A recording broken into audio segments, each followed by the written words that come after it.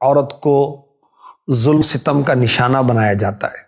مار پیٹ، گالی گلوچ، بے جا پابندیاں، ذہنی دباؤ، بنیادی ضروریات کی غیر فراہمی، بیٹیوں کی زبردستی شادی کر دینا، عورت پر نادان لوگ تیزاب پھینک رہے ہیں، اس کی عزت کو چھال رہے ہیں، کہیں دین سے دوری کی بنا پر غیرت کے نام پر قتل ہو رہا ہے، اور کہیں نادان لوگ سرے عام عورت کو تشدد کا نشانہ بنا رہے ہیں، اور تشدد کے بہت سارے مختلف انداز۔ تقریباً ہر گھر میں اب عورت ذہنی تشدد کا شکار ہے۔ اب اس کی وجہ کیا ہے؟ دینی تعلیم کی کمی ہے، معاشی پریشانی ہے۔ بس جیسے کوئی وائرس بڑھتا چلا جاتا ہے نا، اس طرح گھریلو تشدد کا سلسلہ بھی بڑھتا چلا جا رہا ہے۔ اسلام نے عورت کو عزت دی، بیٹی رحمت، اور بیوی شوہر کے نصف ایمان کی حفاظت کا ذریعہ، ماں کے قدموں تلے جنت۔ تاریخ اسلام گواہ ہے، ظہور اسلام سے پہلے جہاں انسان میں بہت ساری برائیاں تھیں، ان میں ایک نمایاں برائی اور شرمناک برائی یہ تھی کہ عورت معاشرے میں کوئی مقام نہیں رکھتی تھی۔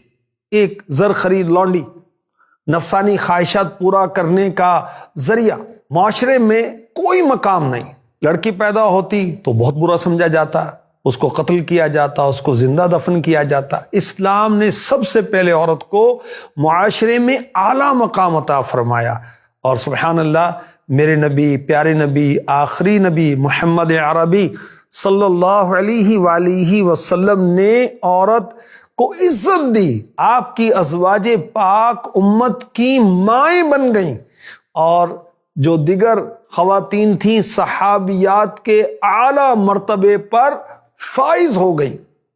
میرے آقا صلی اللہ علیہ وسلم نے ازواج پر، اپنی بیویوں پر، اپنی وائف پر تشدد کرنے سے منع فرمایا، اور عورتوں کے حق میں بھلائی کی تاکید فرمائی، اور شوہروں کو پابند کیا کہ عورت کا حق ادا کرو، ان سے بھلائی کرو، انہیں اچھے لباس دو، انہیں اچھی غذا دو۔ میرے آقا صلی اللہ علیہ وآلہ وسلم نے ہماری کیا تربیت فرمائی؟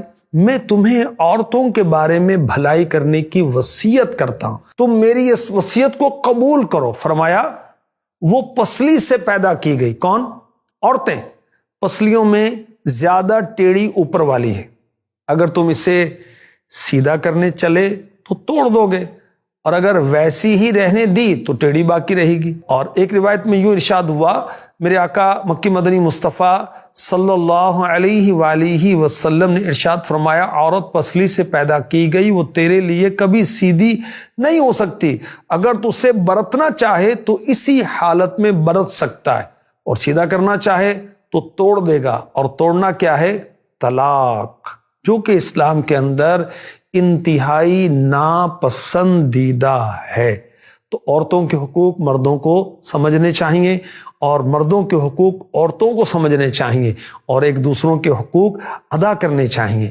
تو مردوں کو چاہیے کہ اپنی ماں کے ساتھ اچھا سلوک کریں، اپنی بہن کے ساتھ اچھا سلوک کریں، اپنی بیٹی کے ساتھ اچھا سلوک کریں، اور اپنی وائف، اپنی بیوی کے ساتھ بھی اچھا سلوک کریں۔ اللہ توفیق دے، آمین۔